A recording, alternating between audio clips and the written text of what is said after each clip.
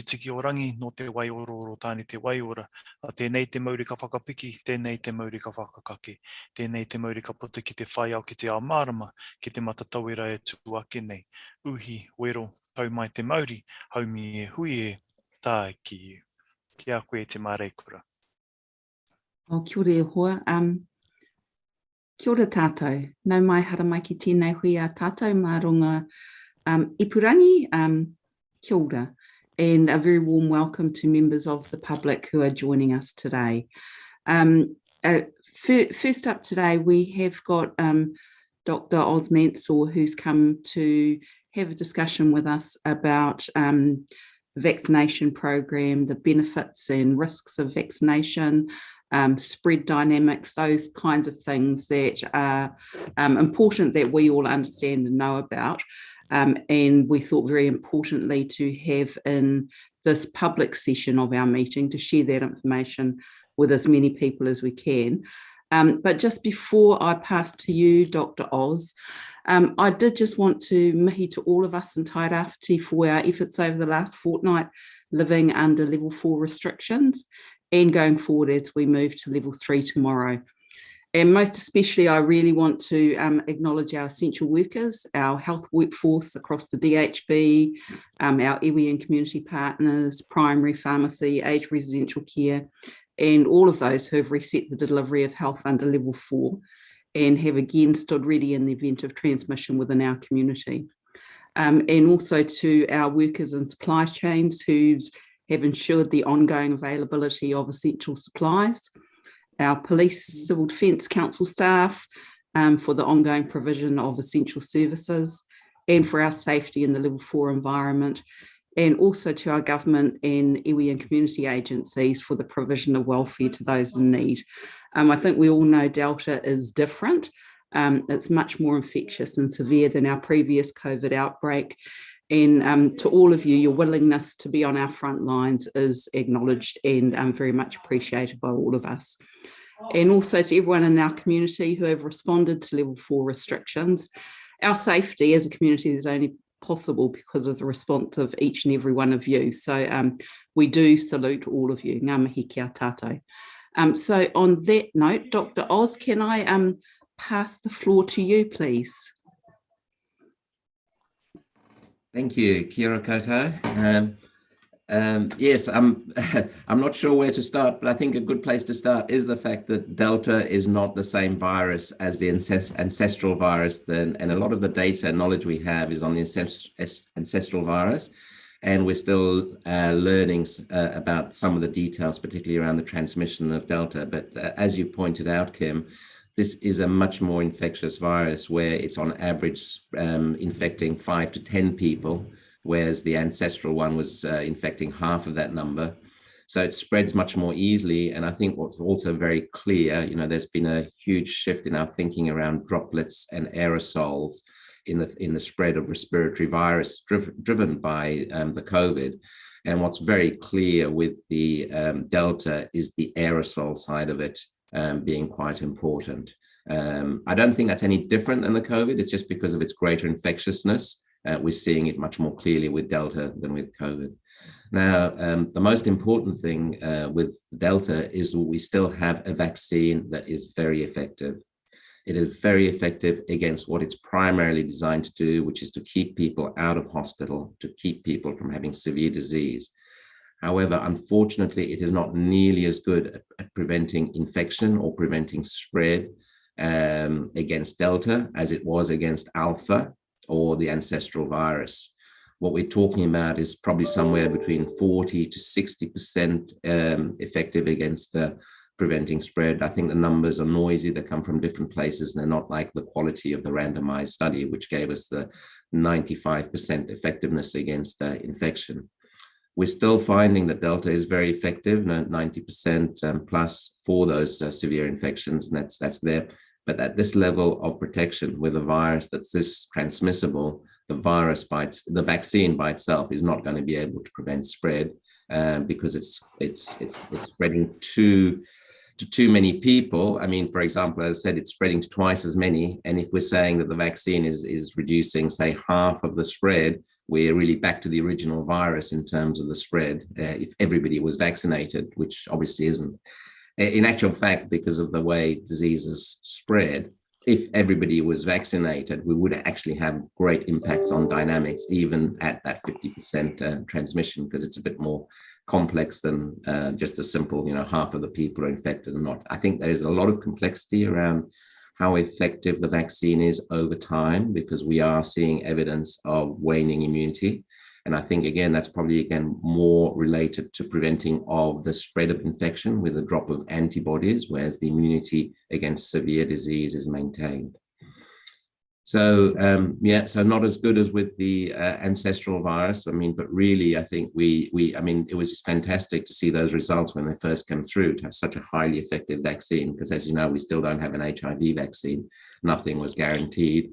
And although it is not as effective against the Delta, particularly against the spread of infection, it is still highly effective and another important tool, another tool together with all of our public health and social measures to control this disease.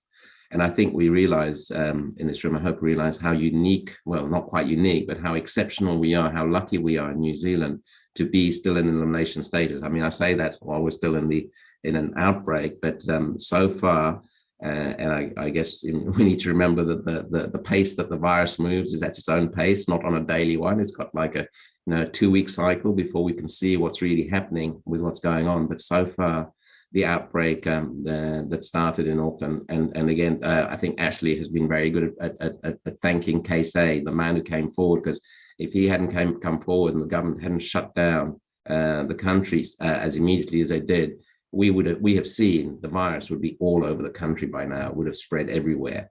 Luckily, I say it seems contained, but again, one thing that I've said, when I've been going around doing my questions and answer sessions, yes, we don't have the virus here, but we don't know when it's going to come. And when it first enters a community, we don't know that it's entered the community until afterwards when we see its result. That's why we need to have the vaccine before it comes here. And I think it's been good to see the response. And I think it's hopefully we can get particularly our most vulnerable people and the people around them. And I think we know in this district, we have a disproportionate number of vulnerable people who we really need to make sure are protected. Unfortunately, some of these people have been caught up with these, I'm not sure how to describe them, but the anti-vaccine rumors and allegations. And maybe this is a good point to bring to side effects, but I think one of the other excellent things about this vaccine is it's a very, very safe vaccine in terms of what we see is the normal immune response to a vaccine, the sore arm, the fevers, the headache. And for some people, a small number, especially after the second dose, that can be interfering with your day. But for most of us, and I think a lot of us have had it, it's been minor to barely noticed, but that is a thing.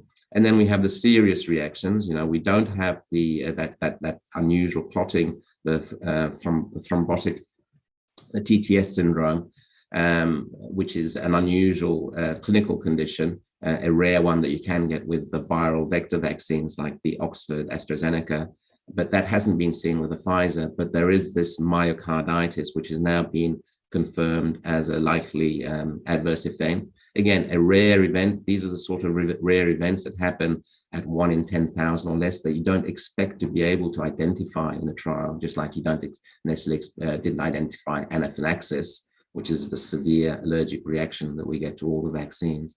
So this is another risk, and I think you may be aware that yesterday the Ministry of Health announced that we did have somebody who died that they believe was that died from myocarditis that was likely caused by the vaccine. We know, by the way, that the disease is much more likely to cause myocarditis. In viral infections cause myocarditis, and we know that COVID-19 itself is more likely to cause myocarditis than the vaccine. So again, the balance of risks and benefits is clearly in favor. And we really haven't found any other adverse effects apart from those ones I mentioned with all of this monitoring. Hundreds of millions of doses used globally. It's in New Zealand have used a couple of million. The patterns we're seeing is being monitored in addition to the passive reporting. They're also looking at things like, are there changes in rates of various conditions? And to date, to my knowledge, there haven't been any other signals. one kind of a side effect on a signal. One of the adverse events that emerged in the trial was the risk of Bell's palsy, which is this temporary paralysis of half of your face. You get the drooping. It was more common in the placebo, in the vaccine group than the placebo by quite a lot. But that's a thing that could have happened by chance, a 7% chance. Therefore, it wasn't statistical, but it was a signal.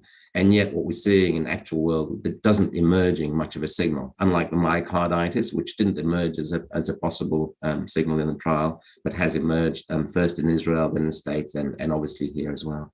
There are other severe adverse events that are being monitored by CALM and MedSafe and CALM, Center for Adverse Reactions Monitoring, and there is some data there which I can share if you're interested. But I think the main thing is that, you know, the vaccine is showing, you know, good effectiveness. I say not as good against transmission, which is my focus, opposed to, but of course, in terms of preventing severe disease, we'd like it to be as effective for preventing transmission. Unfortunately, it's not with the Delta, but very safe, very effective still. And I think, you know, still it's still a free choice. I think we're now coming to the edge now of this issue of it becoming mandatory for certain workers. We've had that with the port workers, where clearly there was a need to make that mandatory with such a low coverage. I think we're in a slightly different situation with health workers, where we do actually have good coverage, but not the sort of 100% coverage that really we should expect from our workers, and how we move forward on that, I think, is an important issue that has to be addressed nationally and locally.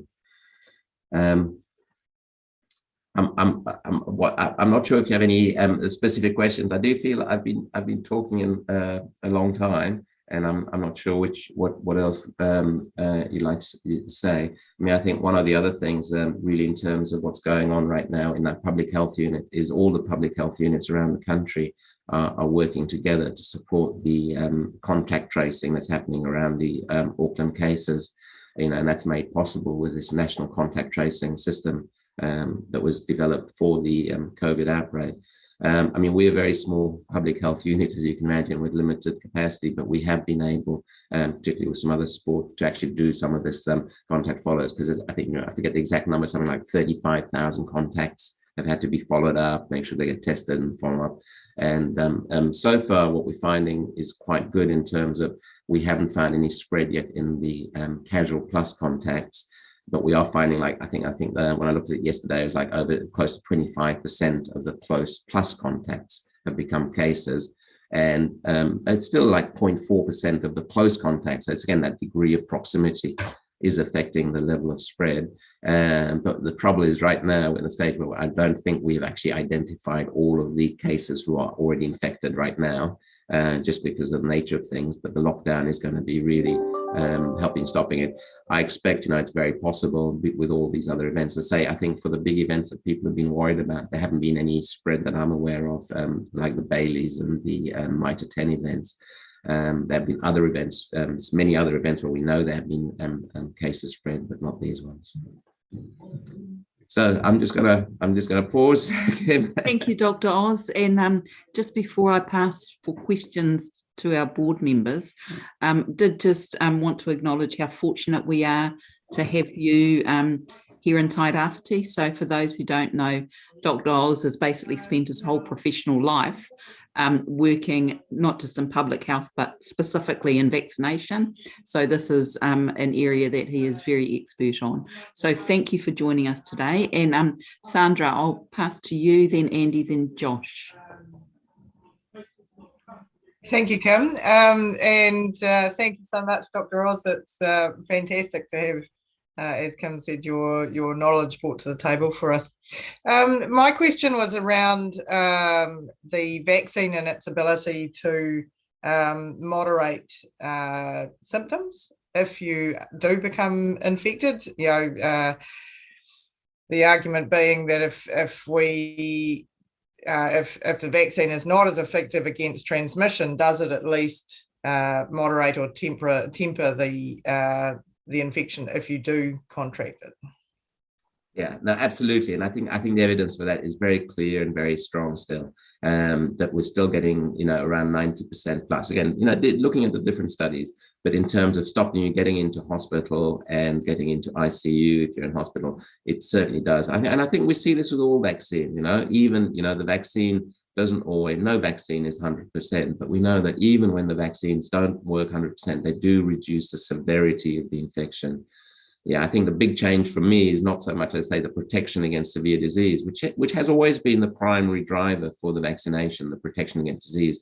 The trials never looked at whether they were good at preventing the spread, because the priority was to just stop people getting into hospital and really with a severe illness. So I think we can be very reassured on the data on that. And I think it's interesting to see, I think we have got data now that Delta is causing more hospitalizations. And just looking at our statistics, bearing in mind there's a time lag between cases getting ill and getting hospitalization. We we're around 5 to 10% of our cases, and I think we're pretty good at identifying all the cases who are infected, around 5 to 10% getting into hospital.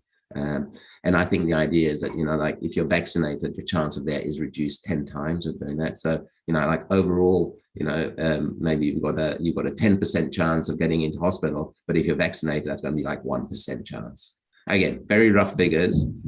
All of these, that's why we do randomized controlled trials to really get data, because any real world data, there's always lots of noise, and I think there's different figures. And I think originally we were very pleased because there was data from the UK suggesting 88% protection against Delta. That was the first one that came out, but then other stuff has been lower.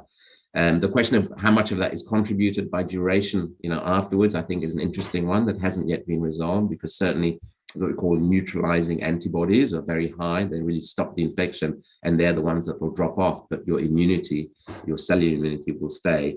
And of course, we know we can boost it, but of course, the whole question of boosting is another complex issue. And really at the moment, I think our priority is to make sure that everybody is at least got the basic protection rather than focusing about the best protection. And I do hope that we will sooner or later have a version of the Pfizer vaccine or another vaccine that is actually directly better working against the Delta as well. Thank you, Dr. Oz. Andy. Yeah, thanks for that. Just some commentary on, you did mention that it's highly aerosol transmission, but surface transmission. And the reason I asked, we did have a question at council. The use of the public toilets and even the likes of Pack and Save and the petrol stations, if rural communities coming to do their weekly shop of that, there's no toilets available. So whether it was a danger and you'd still have to have the space controls and the masks and all that. But is there danger of surface transmission? Because it seems to be once they've traveled an hour and a half to get to Gisborne, then they have got no access to toilets. Yeah, no, absolutely. We know this. They spread through droplets, aerosol, and surfaces. And that's the hand washing. The critical thing. Those surfaces won't matter if you don't touch them. It doesn't matter if they're infected, and the fact you touch them won't matter if you've washed your hands well. And I think some more data came out about why you really need 20 seconds of good hand washing to, good friction, good foam, and all of that to really get rid of the virus. If you do that before you touch your face, then it's not a risk. So what I'm saying is, cleaning the surface is fine, but actually the real barrier, that's in fact I think, cleanliness, high touch surfaces, it's all important. But in some extent, that's also, the thing is actually by the hand hygiene, which is really important, and with alcohol hand rub can do it. It does seem, the consensus is that, that the spread is primarily through conversational contact rather than surfaces. That does not mean it cannot spread through surfaces. In fact, I still think, although the scientists here who looked at it do not think it's likely, like the Auckland outbreak we had in August last year, which was linked to the cold chain storm, I still think it's possible that was done through some surface, a very unusual set of circumstances. But that's the point. It requires an unusual set of circumstances. The common circumstance is just sharing air. When you share air with somebody, and I think the best way to think about it in terms of visualization, if you imagine somebody smoking in the smoke That's the aerosols. They all hang around and we breathe them. And that's why I think I'm a bit, I think like people use barriers when we talk about barriers will stop the droplet, but they can actually make the circulation worse by changing the flow. So this is a big shift that we haven't fully come on board, but I think it does have implications, not just for health, but for schools and everywhere else in terms of thinking about what we're doing for ventilation, the filtering of ventilation, the potential use of ultraviolet as a germicidal. There's a whole new wave that we still need to work out how to best deal with this new understanding of, and I think it's just all respiratory viruses, not just specific to COVID. Of course, one thing that I just recently learned, which I think is another positive impact of the lockdown, is we have a lot less of invasive pneumococcal disease. It's a serious disease. It is vaccine preventable, but again, vaccine doesn't prevent all cases. And there has been a big drop in 2020 that we're still benefiting of invasive pneumococcal, yet another disease that stopped because of respiratory, improved respiratory hygiene, shall I say.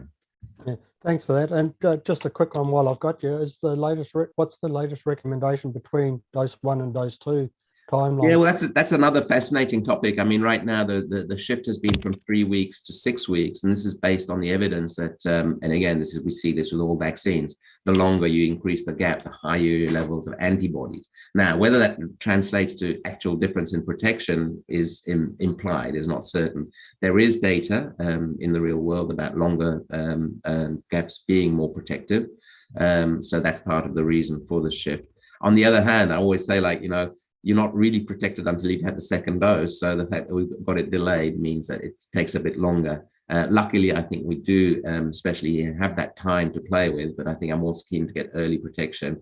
And I suspect even with a longer gap, we are going to need booster or another dose if it's really coming there. But I think that's a bit too, I think at the moment it's just speculation. We still need some more science.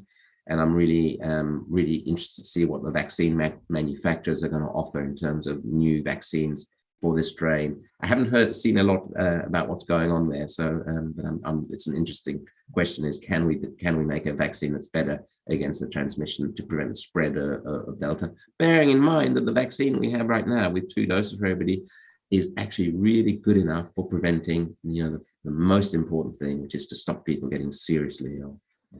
Thank you. Thank you, Dr. Oz. Josh. Well, thank you very much, Madam Chair. Hey, morena, Dr. Oz, my man. Enjoyed your conversation. Absolutely awesome. Just something linking to what Andy had just asked, and also linking to something that you had spoken to regarding your reply to Sandra. You had mentioned duration afterwards in relation to the efficacy of the vaccine. With Delta over in the UK. In terms of duration afterwards, are you talking about duration after getting the vaccine when they've gotten infected? So I guess, is that like another way of saying the earlier you get infected, or the earlier you get immunized, the longer your body has to build like really resilient immunity before you get infected? No, not really, because I think yes and no. I mean, because if you got another dose, you get a stronger boost the longer the gap was. So absolutely, that's true. I think the issue here with the waning immunity, and I think we see this with all diseases, is that your body sees an infection, it mobilizes the army of its immune cells and antibodies and stuff. The threat goes away, they demobilize. So the antibody levels go down unless there's a new threat. So that's kind of like a normal pattern. I think what we're seeing, and I say, I think it's too early for the science to be really clear, but what we're potentially seeing is the impact of this very high level of neutralizing antibodies getting lower over the first few months. Therefore, you don't have that same level of protection against transmission. But again, I'm speculating here. This is not accepted science. Okay, and my second thing, thank you for that, Dr. Oz. My second thing was I've had some of the community ask me about under 12 vaccinations. I had a dad go, my son can get MMR, all of those kinds of things, and I'm really scared about having to send him to kohanga if this thing is out in our community. Are you able to speak to that? The Oz, if this is out of the brief, then I'm happy for that. No, I think that's very important as well, because I think with the ancestral virus, we knew that not only were children less likely to get COVID. If they got it, they were less likely to get sick with it. Although some children did get very sick, but they were on average less likely to get sick, and they were also much less likely to spread it. It's not clear that any of those still applied to Delta. I think that part of what we're seeing is more children may also reflect the fact that there's more adults vaccinated. So again, it's not entirely clear whether there's preferentially more, but I think the point is here is that if we might have taken been less concerned about the COVID, the ancestral COVID in children, I think we need to be more concerned about Delta. And I think that's part of it's generally more transmissible, and kids do spread more easily. They are currently doing studies on 5 to 12, and I think that's, we know the reason originally up to 16 is because we hadn't done the studies. Then they did the studies on 12 to 16, worked magnificently, no problems. We wouldn't expect any problems with the 5 to 12 again. I think part of the reason they're taking longer is they want to accumulate more experience, particularly around these myocarditis risk. Which is, I think, is particularly after the second dose, particularly after in younger men. I don't have any details about the woman who died, but I'm assuming because she had other conditions, she was probably an older woman. And I know we have reports in all ages, although it's more common in the younger. I would expect, sorry, just to finish the children, they're also going right down to infants as well, my understanding as well. Right now, the current focus is on the 5 to 12 to get that group, but the next is also the under 5. So the idea would be available for everybody. And yeah, so that's going to be a matter of time, but I think the vaccine would be available. And the only reason for not giving it right now, anybody under 12, is simply the lack of the randomized controlled data to show efficacy and safety. Not that I would expect any problems. If anything, I would expect it to work, better in children than adults, because generally they've got better immune systems. And just supplementing my final thing, is there are you aware of any time frame for for when those bits of research will be kind of closing up? Well, I think that's it. I think from my reading is I understand they're taking a bit longer than expected with the 512 around this myocarditis risk, just to make sure they can see if they can characterize it. Try to get more cases, but I'm not 100% sure, and I don't have direct. Okay. Yeah, awesome. But Thank you very much, Dr. I would expect before the end of the year that we should get some news of that trial. Okay, thank you very much, Dr. Oz. I appreciate that. Meredith, did you have your hand up? I did, and then Josh was kind of covering off a fair amount of my questions in respect to young people. But mostly I was thinking in respect to your talk of alpha, I wondered if in this space of the variants that we're dealing with Delta, are we also cognizant of echo? Are we working through that alphabet space, or are we simply, as you said, there's a lot of unknowns with respect to this virus and the way it's mutating. But in my head, I hear Delta, and then I think of echo. So I just wondered, are we? Well, actually, I think we're just about running out of Greek letters with all the variants of concern and variants of interest that keep popping up, and people always worry about this and that, and this mutation has there, and all of this. And actually, I just kind of say, look, we just got to see which ones are winning the battle. We're watching evolution live. The most successful one's going to outcompete the others. My concern, and I think you're touching on it, Meredith, is that this virus has shown many different combinations of mutations that make it more fit. That increase its fitness in terms of spreading more efficiently, or increase its fitness by evading the immune protection, antigenic escape or vaccine escape. So I worry that Delta is not the end of the story, but I don't know what the next one is. I mean, I can remember first hearing about Delta. I mean, when it was first in India, and there've been there's always, people always worry about this, and people talk about the double mutant, this and that. It actually seems, although I think some of our technology in predicting this is actually quite amazing, I still think that we cannot yet predict what biology is going to do. But I suspect, yes, that we haven't watched I don't know that this is the final. I doubt this is the final stage of this virus. And the main thing is, the more we allow it to spread globally, And as you know, right now, I think we're starting to plateau a bit, but we're kind of back to that 500,000 cases a week being reported to WHO. Of course, you know, many cases do not get reported, especially in the poorest parts of the world, where I'm most concerned about, you know, a new variant emerging because they're not having the vaccine, very little control. So that's, you know, from a global point of view, we're not doing enough to stop the spread of this virus, and the more it spreads, the more mutations. Thank you, Dr. Oz. Do any more members have any questions? No? Well, Dr. Oz, thank you very much for spending time with us and with our community today. We know that you're very, very busy, so we do appreciate the time that you've taken.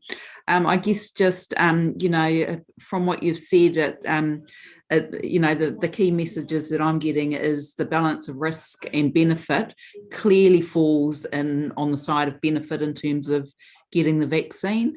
The future of the virus in some parts seems to be very much linked to how much we can stop transmission, to stop it having the opportunity to mutate. And we really need to be doing this, to be vaccinating our community, to protect ourselves now and in the future. But I will leave the last word to you, because that's just the inference I'm taking. No, I think absolutely nothing. I think especially if you can really get particularly the most vulnerable people in the community to understand it's, you know, and it's about protecting, you know, making sure they're protected, and all the people around them, all their whānau, because everybody you come into contact, you know, say like the virus doesn't care who you are. The virus is just using you to spread itself from one person to the next. And each link we can break in that with the vaccine. Every person that we can protect reduces the chance of it spreading into our community, which is what we want to happen. To stop it spreading, sorry, not to spread. Thank you. Thank you very much. Okay, so we will move on. If you'll just excuse me for about 10 seconds, I've got a Zoom going on next door and I need to close the door so it's not sharing the same Zoom space. I will be just... Bye, everybody. Bye, Dr. Oz. Thank you very much.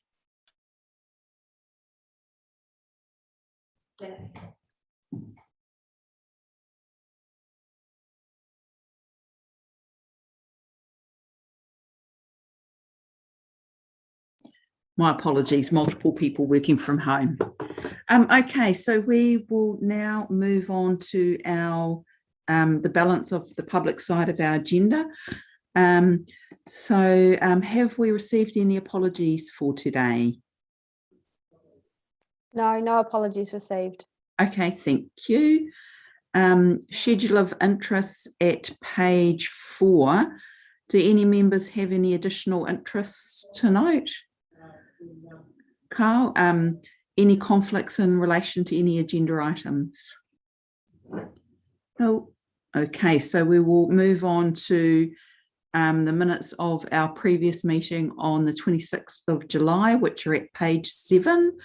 Does anyone have any comments on the minutes? Any corrections? No? Okay, so we will adopt the minutes of the 26th of July.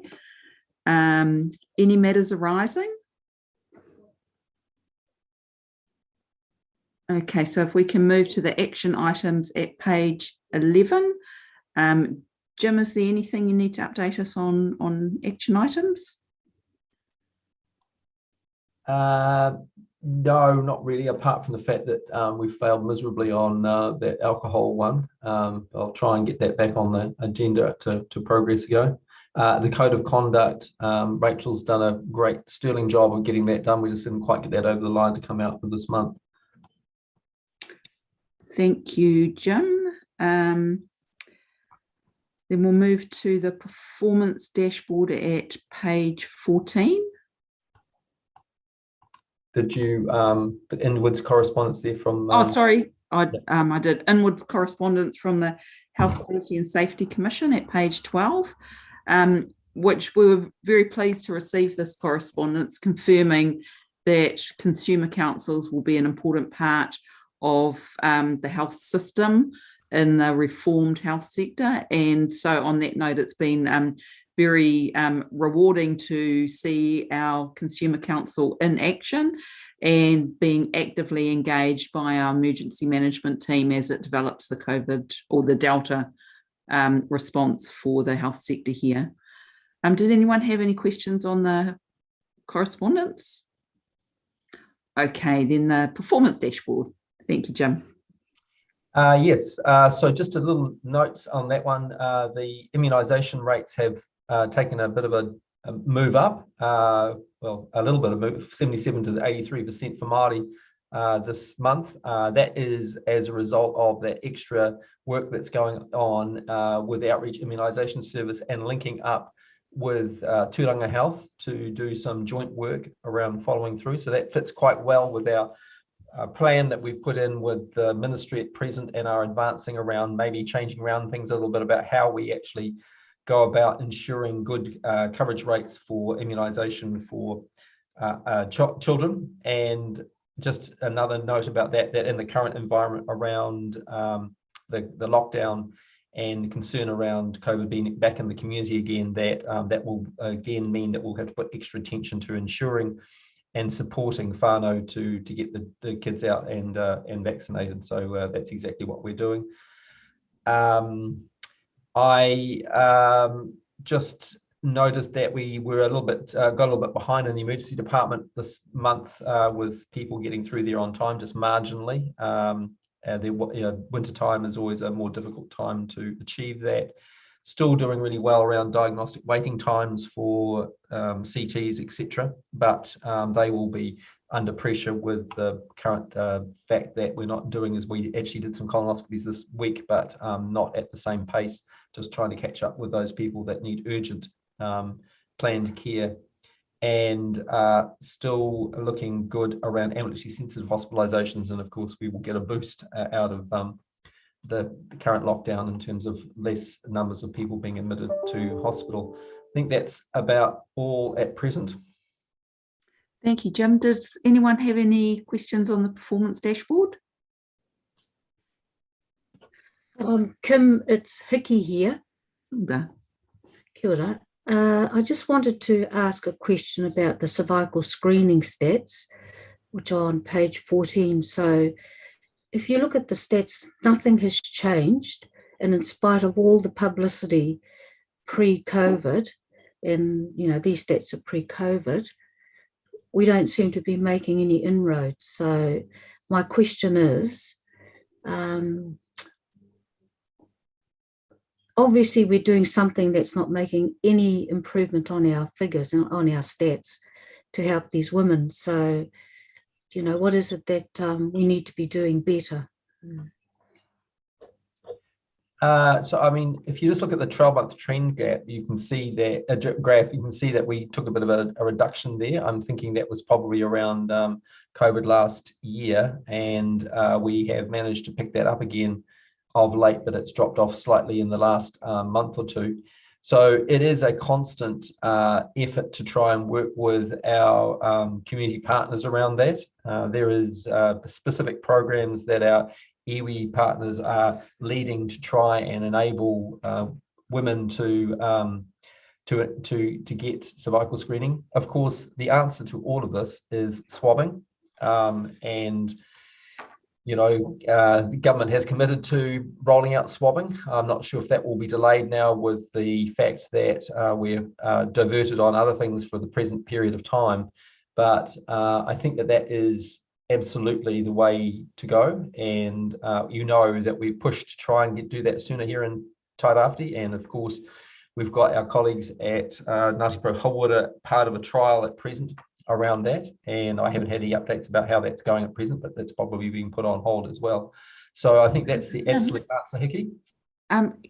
Just so that we all understand what you're talking about with swabbing, this is the self-swabbing for cervical cancer, isn't it?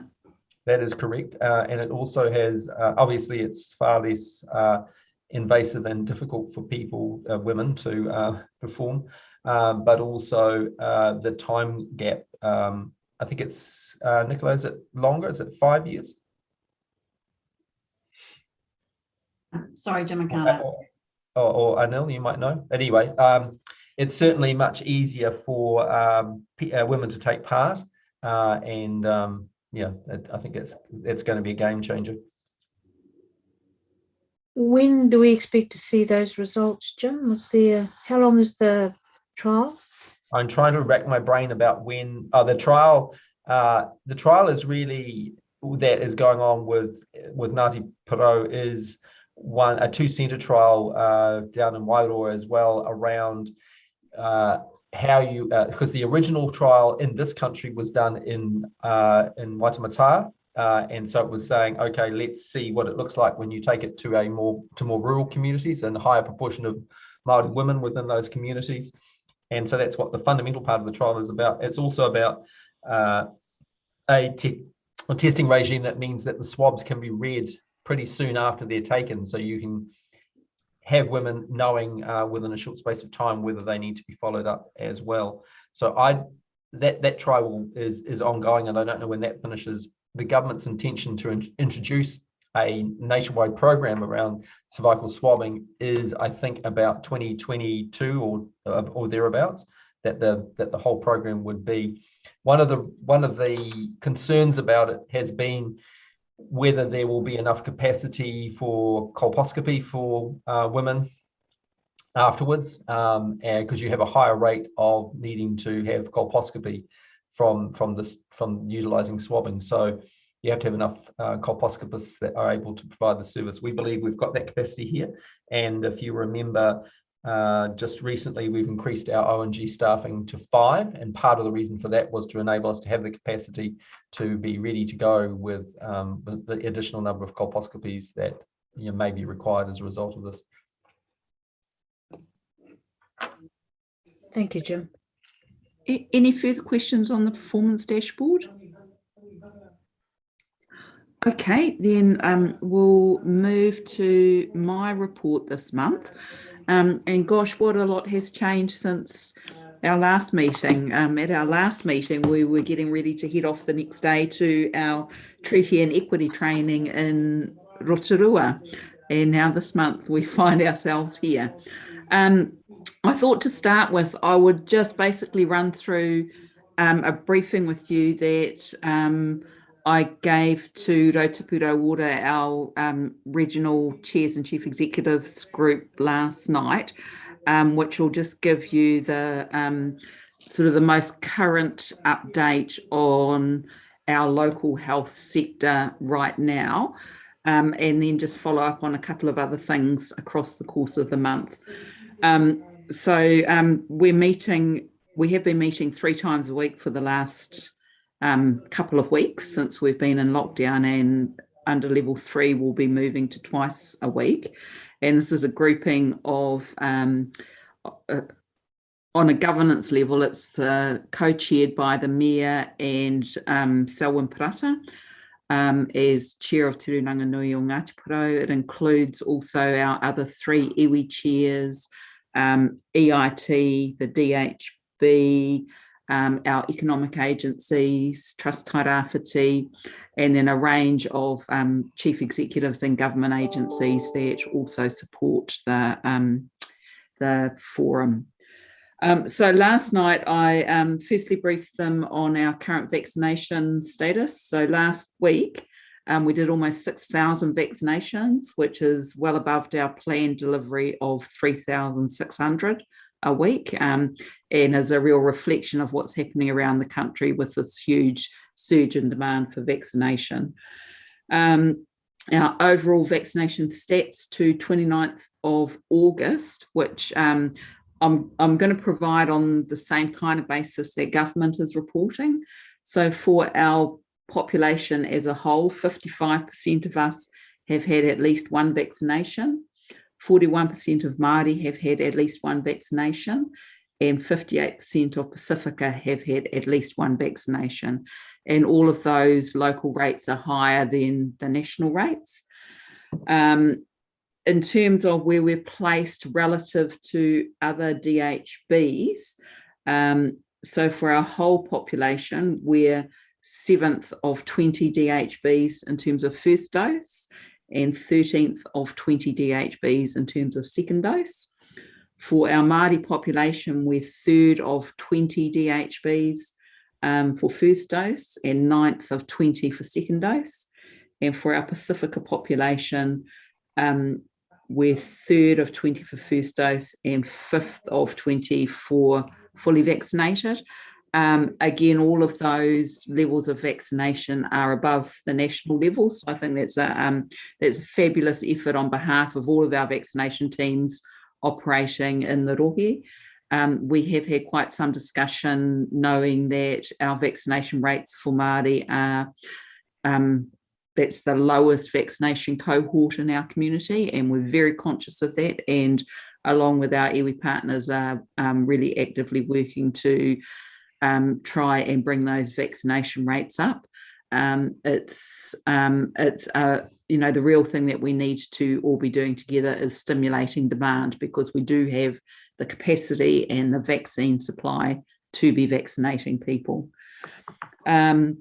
Just on the vaccination supply, you would have seen recent news reports about vaccination supply running out. It's not. We're well placed here in Tairāwhiti in terms of local stocks on hand. The Prime Minister yesterday was talking about, with this very high level of demand, we may need to look at how we manage demand. But in the worst case scenario, it would mean us reverting to our planned level of delivery, which is 3,600 a week. There is a new, in terms of our vaccination clinic, we've got static clinics, which are currently at Potama and at Te Tiniopero. We've got mobile clinics, which are this week out west in our western communities and up the coast. And tomorrow we have the first day of a drive-through clinic. So we've got sort of the full mix of options available in terms of vaccination. Dr. Oz has already talked about sort of the technical details and sort of clinical details, so I won't try and go into any of those. We are just today, our emergency management team will be finalising the decisions about moving the hospital from level 4 to level 3. So we'll await for all of those decisions to come out. But largely it won't be a huge difference. As we all know, level 3 is not that enormously different from level 4. But I think one of the important things for us will be the ability for visiting specialists to come back to Tairāwhiti. So that'll be a very positive thing. And just the other thing to just also provide assurance around is the emergency management team have also indicated to us it meets twice a day, and I've been attending almost all of those meetings. But we have had indicated to us that all of the people who are known to be self-isolating in Gisborne, having been at a place of interest, have been contacted and tested. So we are aware of a very small number who are here, and they've all been followed up as necessary. Then just before I open up for any questions, I did just want to also say that that on other matters, I don't have any update on health reforms this month. It's not something that's been sort of popped up as matters that DHB chairs have been engaged in, particularly over the last couple of weeks. And I also did really want to mihi to our Consumer Council, who is alive and up in action. It was really great to attend their ushering into being part of our system, and we're really looking forward to continuing to work with them in the future. So that's me. Does anyone have any questions of me? Carl? Okay, thank you. So, kia ora e hoa. I'll pass over to you for report from Te Waiora o Nuku Taimēmeha. Ka pai. Kia ora, everyone. just so you know, two things. If I pop off screen, it's because I've got an unstable connection. So I'm just trying to reduce the on the server, that's all. And second thing, and this is my level 4 beard. So on Wednesday, it gets a bit of a chopping down to level 3. I've decided I'm going to take a lead off my beard and how long we've been locked up. I've got a couple of things if I can share with us all today. I'll start with the bit that you talked about around our vaccinations and whilst the picture looks great, at the bottom of those scale, you'll see the actual percentages of Māori, and that has been a concern. So it's not about the effort that's been put in, it's just the result that we've got to lift that result up. So support your quarter in that one, Kim. The transition unit, so two things. We've been contacted by the transition unit, Bernard Depar, particularly around coming to have a chat with Te Waiuru Nukutai Memeha, which we're really happy to do. But the second part of that is, and we're thanks to Kim, we are pushing them to go and speak with Toitū as well in the iwi leadership space. We think that's really crucial because to date, the transition unit formally hasn't been in touch with our iwi leadership in Tairāwhiti. Another couple of things just to bring to mind is that Heather, I see where is she? There she is, way down there. We finally got our He Ritinga audit processes through, and I've asked Helena to send those to you to answer those questions you raised around the audit processing for your committee. So yay. And the other thing, it's only been signed off this morning, Jim and Kimsey, is the regional equity plan. And so as part of our role in with Te Manawataki Māori, got contacted by Andrew if we would push that through. I know it's already been signed off by the CEs of the region. So this is formalising it up to the chairs group to get it signed out. That's all I really wanted to put forward to everybody. Thanks, Kim. Any questions of Nga? No. Oh, okay, kia ora iho, thank you. Jim, if I can pass to you for the Chief Executive's report at page 16. Thanks. Financially, last month we were just a little bit behind budget for our new budget for the year with our 7.83 approved deficit. Still awaiting the actual annual plan to be approved yet, but we know that deficit is a component of that. So we're a little bit behind in a couple of areas there, but first month's results, so difficult to make any projections around that. We still got our non-specific accrual in there as well, so that was a factor in that, being 131k behind budget on first month. There was quite a lot of outsourcing cost in that month that was up because we've had those people coming in and helping us with our planned care. And you'll see later on that that's had a really beneficial effect on getting that sorted out for our population. And of course, now we are going to have a little bit of an effect around this current lockdown period. So that will take us a little bit behind target again in relationship to that. Nothing terribly remarkable about throughput within the hospital services over the period of time, winter month, so up a little bit on numbers of people coming through, and especially in the paediatric ward. So we're seeing not the same winter as last year when kids were at home, and this year we're seeing more coming through. And we had a little bit of a late onset effect around RSV in the community. Last week, we had a number of small children in hospital who had RSV. Thankfully, that didn't grow to a large extent, and we've now seemed to have gone past the peak of that with admissions to children to hospital. ED still having the same numbers of increasing numbers of people coming through, but the rate of admission still flattening off there. Some of our stats there, nothing really remarkable in there as well. We were a little bit behind on Help for Smokers to Quit in the month, and we do need to pick that up. So we'll try and do that given the current circumstances. To do that, faster cancer treatment still up and meeting the targets there. Our planned care of production is there's a bit of a summary there about where we got to the end of last year. So we met, I think, almost every target in relationship to that, and certainly will receive all of the funding that we were to get in relationship to planned care for that year.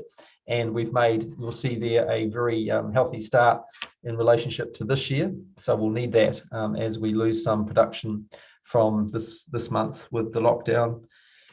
The numbers of people waiting longer, there's a new table in there, sorry, on page 23, which talks about this new trajectory and where we are compliant. There's a few areas there you'll see that are red, where we need to be making sure that we are maintaining compliance, because that's the new rules around that for both SB2 and SB5. Just a reminder, SB2 is people waiting for first specialist assessment, SB5 is people waiting for treatment.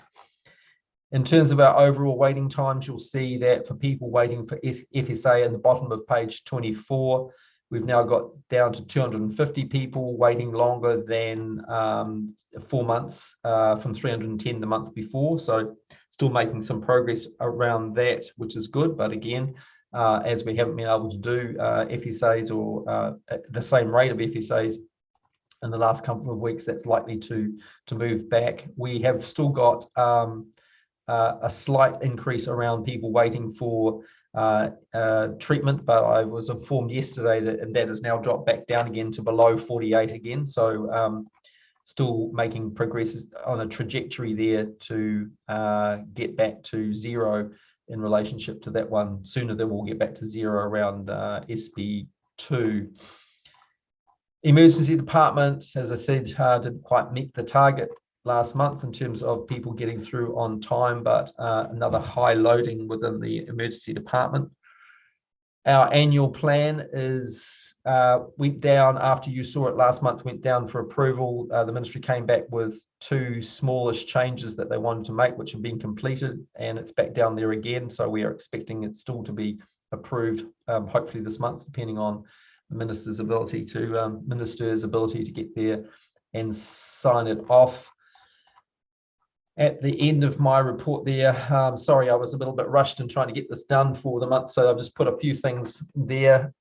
The first one's around clinical leadership. Anil, you might want to, or Carl, you might want to just update around some of the work there.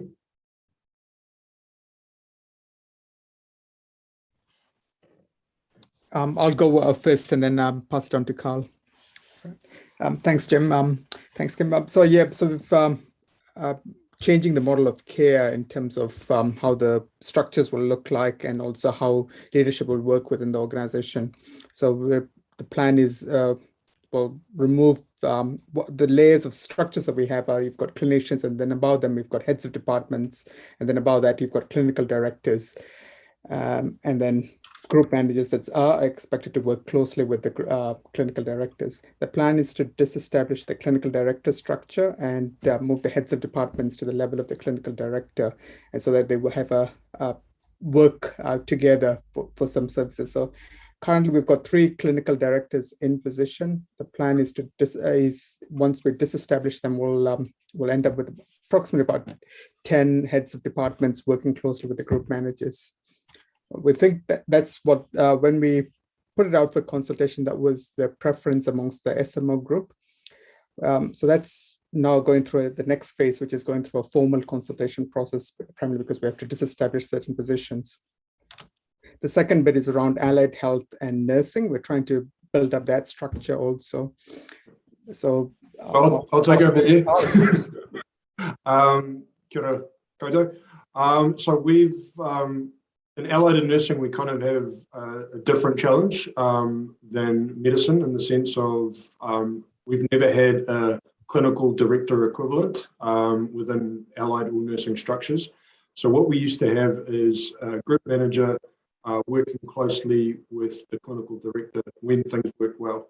Unfortunately, it didn't always work well. There wasn't always consistency of group manager slash clinical director and consistency across the organisation.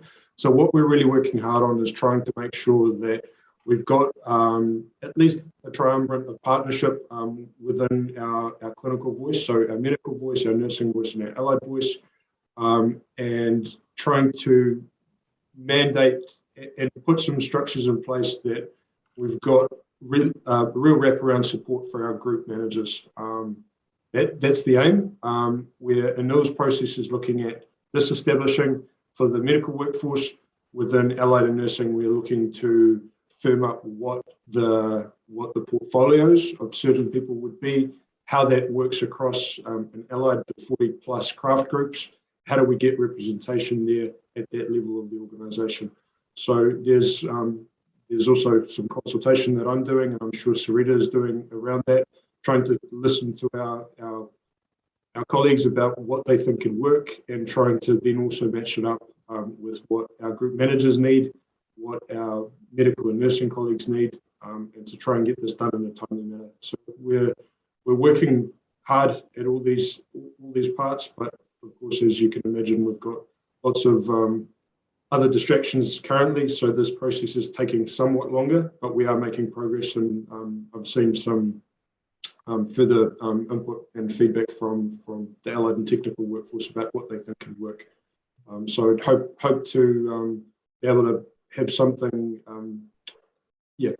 something buttoned up as soon as practical. That's really all I can say. I can't tell you exactly how long it'll take.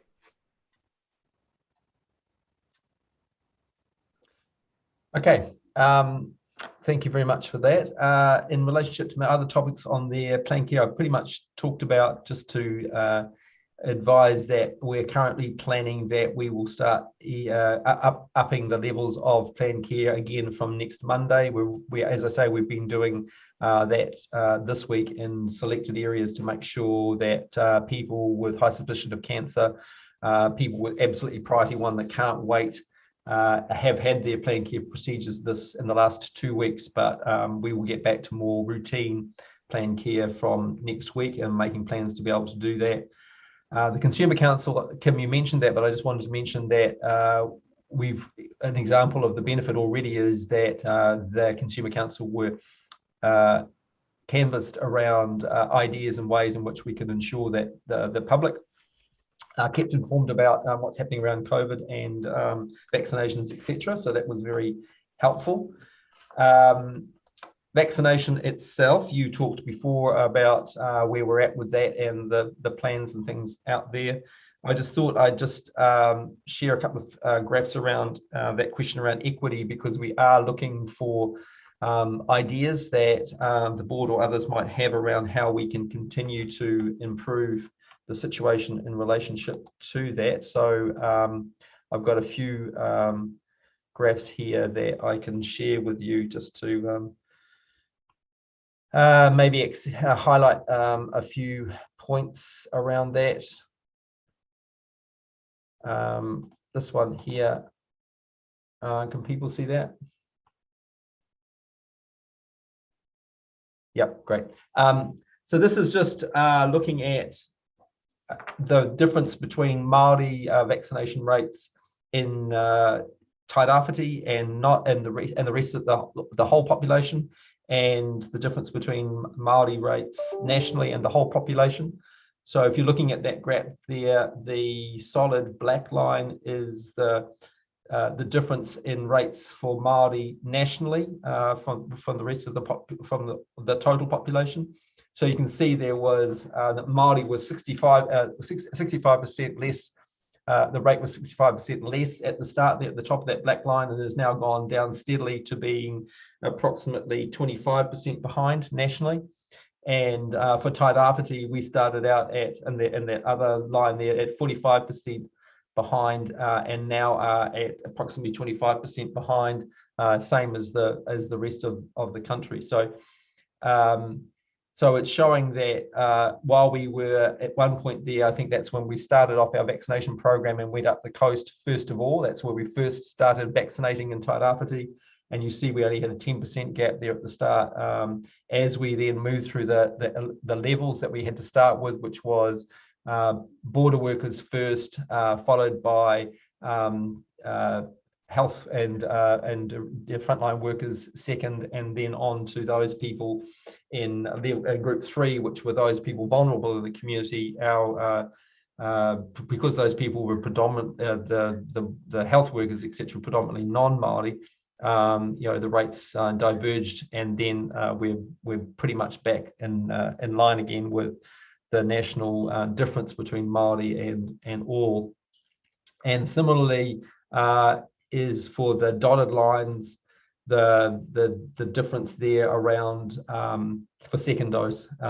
So you see that there is still that gap, and absolutely something that we need to be able to address. And if I just moving that up there a little bit more, you can see that the rate there, that's for the total population, but I really want to hone in on this one below there, which is the rate for the Māori population.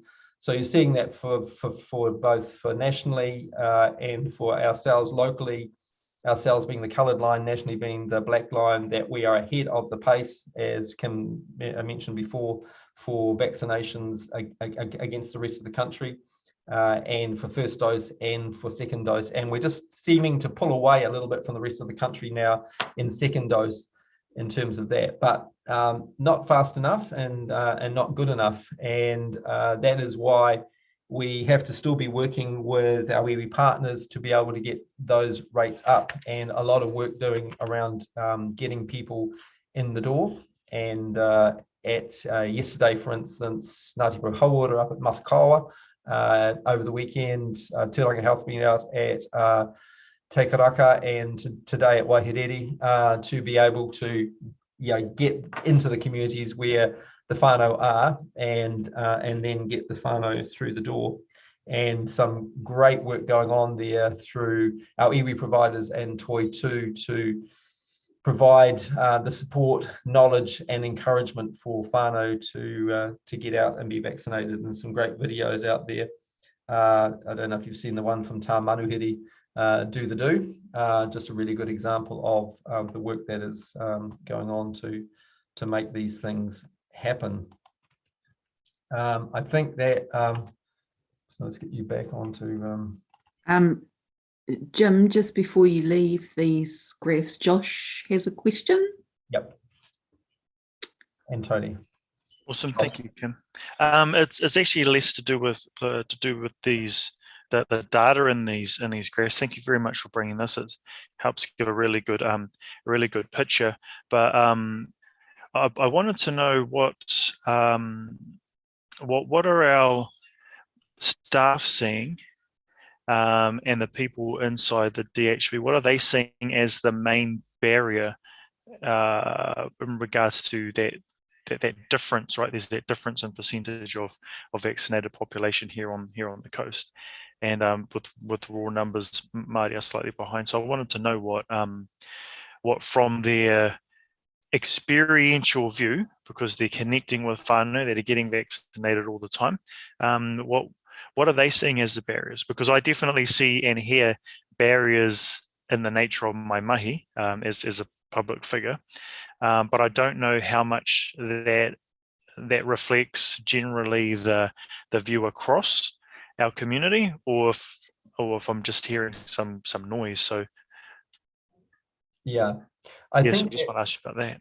Yeah, I think that what the frontline people are seeing is now a much greater drive from Māori to get vaccinated. So this, of course, is being spurred by the events of the last 2 weeks and the resurgence.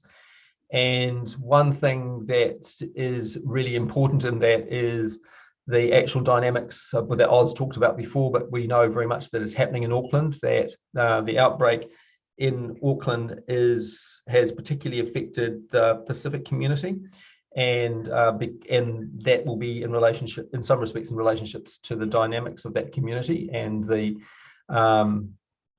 numbers of people living in households and activity, joint activities, and that is so very relevant for our population here in Tairāwhiti, and as a really good example of what happens when the virus gets into a population. and its ease of transmission, especially when it's Delta, and the effects of that and the proportion of people who are in hospital.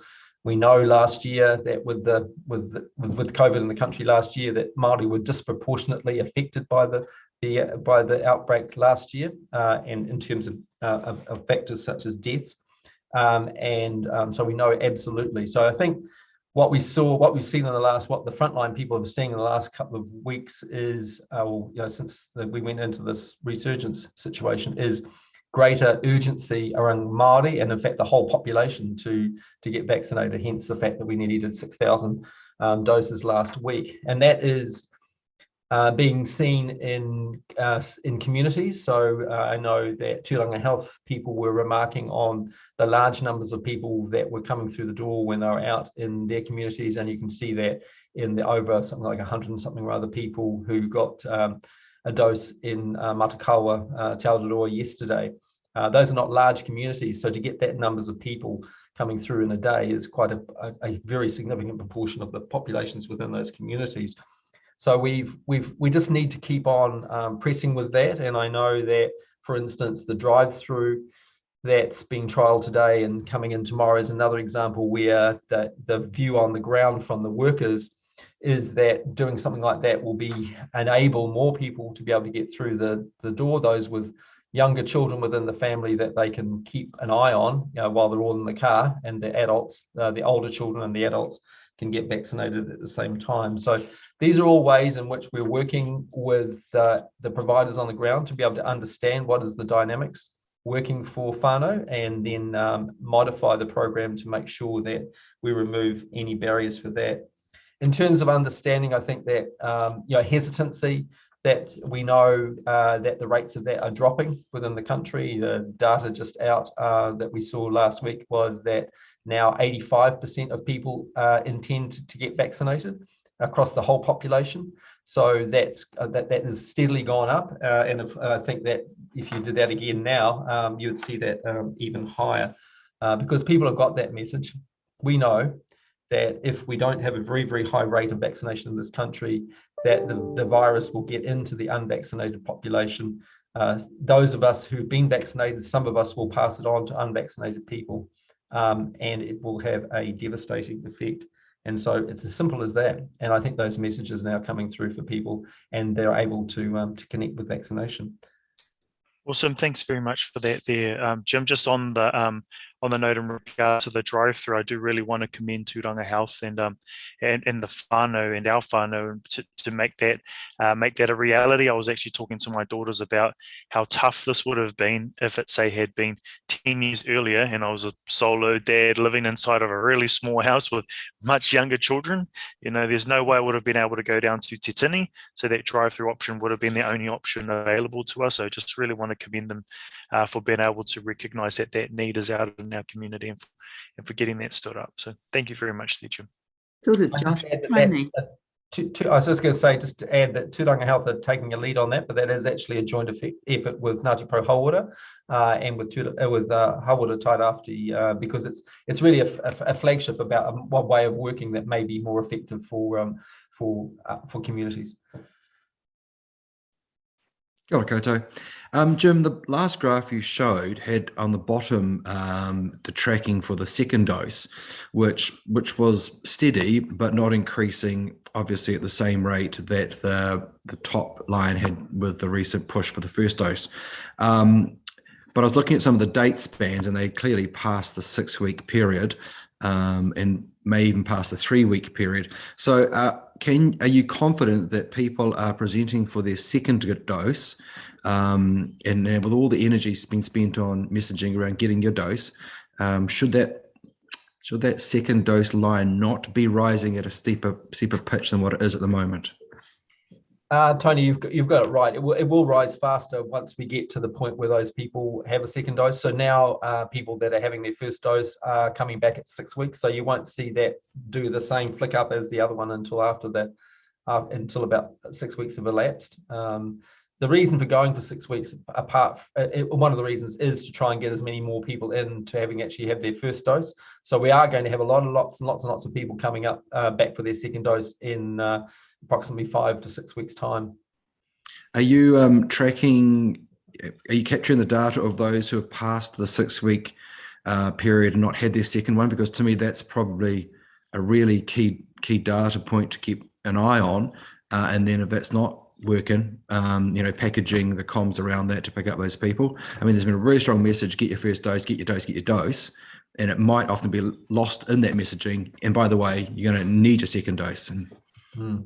It's too early to see anything around 6-week second dose people yet, because there hasn't been enough time elapsed since we moved as a country to 6 weeks to 6 weeks gap.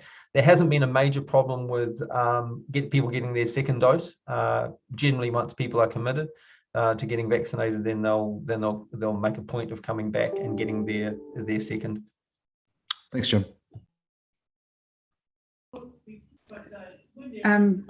Are there any other questions on this equity issue? I did just want to make a couple of comments. So firstly, from Toitu, from our iwi partners, they've been really clear. They want 100% of Māori vaccinated. To them, anything else is under ambitious. And so I think that's a really important signal that the leadership is sending to our Māori communities and iwi members. And when we look at sort of pulling those equity figures apart a bit, where we're most off the pace with equity is in our population from 12 to 49. And so to me, that sends a really strong message that we have to carry on with the whānau approach, that we need parents to be coming along with their kids and with their aunties, and that's the way that we're going to hopefully address this. So we have been taking a whānau approach, but I think the really important thing now is what we have been doing is now consistent with the national messaging, with 12-year-olds only just being opened up very recently. So I'm very hopeful that that now with our delivery matching up with the sort of national delivery approach, that younger cohort will get better picked up. And I'm also really conscious that as Māori, our population bubble is in the younger age groups. So now is our time. Now is the moment to get them in. And we know in all age groups we're off the pace with equities, but in the older age groups way less so than in this younger age group. So we've really got to turn our minds to how we do this. So Jim has invited ideas from the board and signalled that working very closely, particularly with our iwi partners and with staff who are on the ground doing this work. But your ideas about how we can approach and better achieve equity, and particularly now the views of Te Waiora o Nukutai Miha are welcome, very welcome.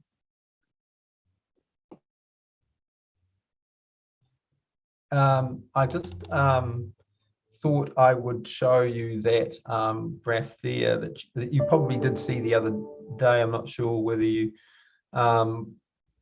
that Kim, I think you did send that out the other day, but you can see there that, as Kim said, our rates of coverage for Māori within that, say over the 65 mark there, are comparatively high. Those are over around about 90%ish marks, all the way up there. And you can see that for the non-Māori and non-Pacific, over the 80 to 84, it's estimated that we're at 100% have had at least one dose.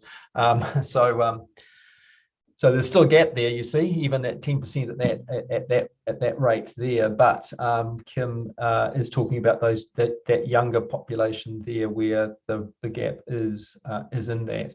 In some respects, that is because of the way in which the program's been rolled out. So while the age bands have come down, the population of people in our, Hauora Tairāwhiti, for instance, has 1,000 staff who are in that younger age bands who would have been vaccinated over the last period of time, and those are predominantly non-Māori. So some of this is an artifact of the way in which the program has been rolled out, but there's absolutely no a reason why now we can't really boost that amongst the younger Māori population there and get those rates up. As you can see already that under that 10 to 14 age band, which of course is 12 to 14, already 40% of that population of non-Māori have been vaccinated and only 22% of Māori. So that's the sort of gap that Kim was talking about that we need to address using the whānau approach. All right, if that's all about vaccination at present, I just got a few other little quick things on my listing there that I just wanted to mention. Tracing, we have had a bunch of our team that have been helping with the national tracing effort. So not just helping to trace and track people in Tairāwhiti, but those some people around the country, mainly in Auckland, getting numbers and contact details for those people. The effort around that is scaling back a bit now, so we don't need as many people being involved in that. Swabbing is still occurring in the community at Kōwhai House, but we are likely to stop that this week, given that the numbers of people coming forward to be swabbed is dropping back, and primary care will be able to help that in going forward. Isolation and quarantine facility, we do have a plan in place should we need an SIQ, which is a supported immunisation, isolation and quarantine facility here in the community. We've got plans about how we would do that if we needed to have that. Mental health and addictions facility, we'll catch up with that a little bit later on the agenda. Child and Youth Hub has been to the Capital Investment Committee and they've given support in principle for that. And they're just wanting to do a little bit more work in the health infrastructure unit about that, and will come back to us, but it's definitely got support in principle. Recruitment, I just put that there just to highlight the fact that we are still actively recruiting nurses and across the whole range of professional disciplines, finding that difficult to do at present, and also in terms of getting people, if we are recruiting from overseas, getting people into the country. And lastly on that list there is industrial relations, and I particularly just wanted to talk about the work that we're doing with the nurses organisation to try and get a resolution to the MECA for nurses, and that we are in facilitation with the nurses. We've been there as DHBs on Thursday and Friday last week, and again on Monday and Tuesday this week, and are hoping that we'll be able to get something out of that which will enable to get that 50% plus 50% plus one support from NZNO's members to settle that MECA and enable us to move on. We've got a large amount of already a large amount of work that we've agreed as part of settling that MECA, and we need to complete that. And also that the pay equity negotiations with nurses who are PSA and NZNO members will start early next week, and so that needs to be completed as well. That's my report. Does anyone have any questions of Jim across his report? So I just had not so much a question but a comment, and it's really sort of across the performance dashboard and the particular performance items highlighted in your report, Jim, and that's I think it's I've been really pleased to see the uplift across a whole lot of the indices. That said, our August results will be different because a whole lot of things have been really contracted over the course of August. And to my mind, the most important thing for us at the moment is to be thinking about what did we learn last time we came out of lockdown, and what can we do to try and minimise that impact on the level of care that's been provided. So Jim's already talked a bit about, what can we do about making sure that we run back and grab those people who missed their childhood during lockdown and that kind of thing. I think we've got we've got a bit of a run sheet from last time about what fell off, and hopefully we can learn from that and minimise the impact this time. Okay, the next item on our agenda is the financial report, which Jim's already kind of highlighted and indicated. You know, yeah, we're a bit over budget for this month, but a fair bit of that is the unspecified accrual. But I'm just wondering, Craig, if there's anything you want to add, and if there's any questions on the financial report from the board. Not particularly. I'm happy to take any questions. Month on the new financial year. It's always a bit fiddly with phasing. Holding up month one. Does anyone have any questions? Okay, I've just got a comment, and it goes to the things that we've been seeing. I think every month since this board's been in the role, and that's the cost of outsourced personnel. And now, Nil, I know you've been doing work on a medical workforce strategy, and we've talked about this previously. So it would be great if we could bring back to the board where that workforce strategy is going, and particularly where we're at with recruitment and vacancies. Because I think this whole area, we talked about it a couple of months ago, is an area that is an issue of board interest given its impact on the budget. So would be very keen to be looking at that when it's available, please. Any other comments? Okay. I know we're just about at our break time, but I actually propose that we finish our public session so that we're not putting the public on hold, and then grab a cup of coffee. So I'll pass now to board subcommittees. I understand there's nothing specific to report back, and that we do have the smoke-free position statement on the agenda, but I'll just pass to Heather and to Josh in the event there are any matters they want to raise as chairs of our subcommittees. I'd just like to thank Jim and the team at Hauora Tairāwhiti for the great improvement in the corrective actions for all the audits. It's pleasing to see that the pace is continuing, and I hope it carries on at the same pace. Thanks, Heather. Kia ora, Madam Chair.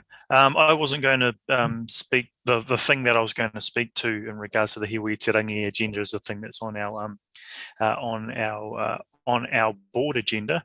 So if you don't mind, are you comfortable with me just speaking to that paper? Can I offer my apologies first? So I had indicated at Hiwi Te Rangi that between Sandra and I, we would put our heads together on some of the issues that Sandra had raised at Hiwi Te Rangi, and I just didn't get to it. But I did want to say that I think the paper that's come forward is almost reflects where Sandra and I were talking about. And to my mind, it's just that bottom part of the statement that says the board's position needs to be brought up to the top. And there's my apologies. So I'm going to pass this whole item across to you, Josh, to take this item. Thank you very much, Madam Chair. I'm taking the paper as read. This position statement was something that came to Hiwi Te Rangi, and if you recall at our last board hui, we spoke to the fact that we had asked staff to go back and rework it. It's had the eyes of our Hiwi Te Rangi committee members, and also our two members from Te Waioronukutai Memeha, who also sit on the committee, look over it. It had some minor amendments to make. It was more around, it had the relevant stuff that was in there. It was about kind of putting it into the flow of things. I really do want to commend Jim, Nicola, and the staff in regards to bringing the position statement to us, but also in regards to hearing the committee around that we need to have a position in regards to smoke-free vaping, all of those kinds of things, because it wasn't entirely. We had lots of information out there. It was about bringing them together so that they could be a PO that could kind of point us and collectively in the right direction as a board and as the committee.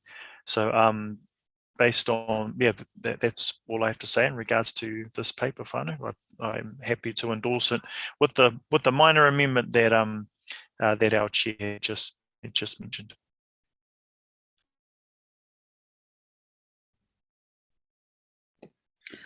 So does anyone have any final comments on this paper, bearing in mind what Josh has said? It's been through the loops a couple of times with governance input into it.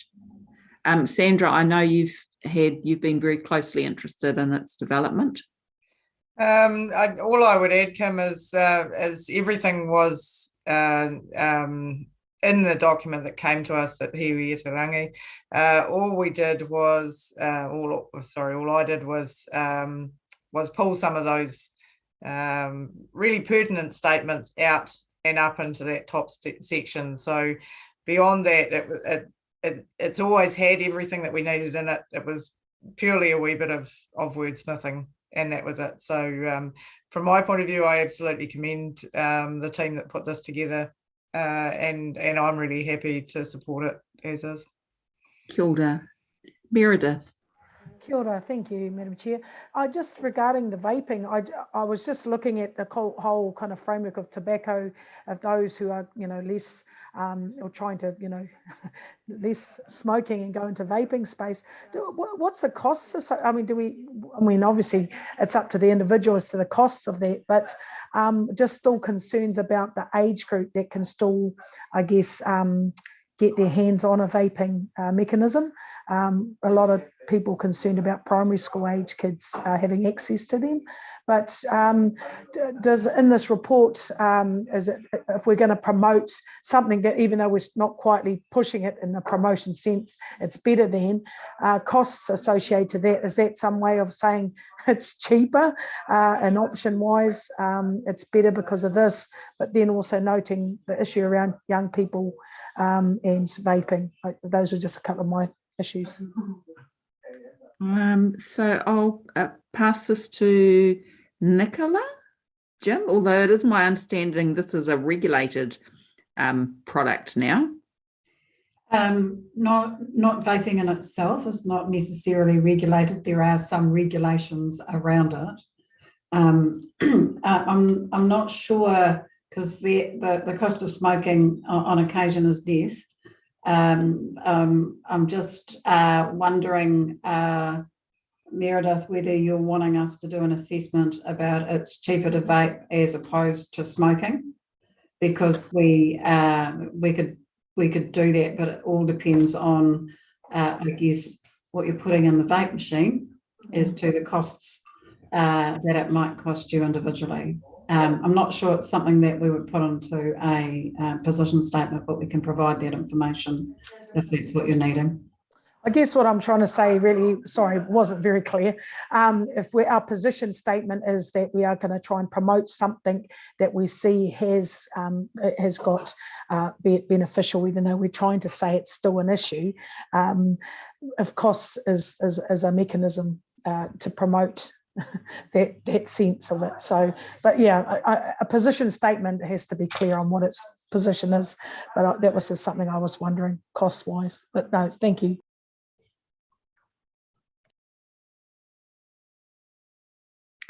Tony. I didn't take the paper to say we were promoting vaping. I thought it took a more neutral position than what you just said, Meredith, and I'm open to correction on that. And though the issue for vaping, the health aspect of it is still yet to be, I guess, wholly determined, and over time it'll come out. But for me, the idea of some 15-year-old committing themselves to buying vape sachets for the rest of their life, you would spend the deposit for a home, going up in smoke, just like cigarettes. And I would be reluctant if we were to be seen to promote the value, the cheapness of vaping, because long term it is still not an option for rangatahi. I think, Tony, that the key thing in the statement is that we are seeing vaping as a tool for smoking cessation. We're not saying go and pick up a vape. That's all it's for, just a tool to help.